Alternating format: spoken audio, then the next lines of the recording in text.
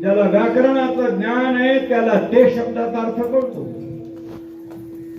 ज्याला व्याकरणाचं ज्ञान आहे त्याला तो शब्द बी कळतो, आणि ज्याला व्याकरणाचं ज्ञान आहे त्याला ती शब्द बी कळतो.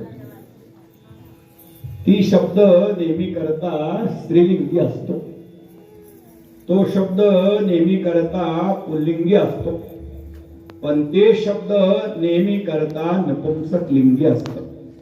नपुंसक लिंगी शब्दाचा अर्थ म्हणजे सर्व काही करत पण सर्वापेक्षा वेगळं राहत. सर्व काही करत पण सर्वापेक्षा वेगळं राहत.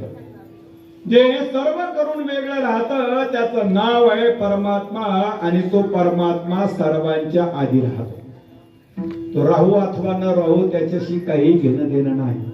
पण तुमच्याबद्दल विचारायचंय, तुमच्या शरीरामध्ये काय कोणतं तत्व अगोदर आहे हे अगोदर शोधायचं आहे. अगोदर डोळे का, अगोदर हात का, अगोदर पाय का, अगोदर नाक का, अगोदर कान का, अगोदर जीभ का, अगोदर हृदय का, अगोदर पोट का, अगोदर मांड्या का, अगोदर डोकं का, अगोदर मेंदू का, अगोदर छोटा मेंदू का, अगोदर मोठा मेंदू.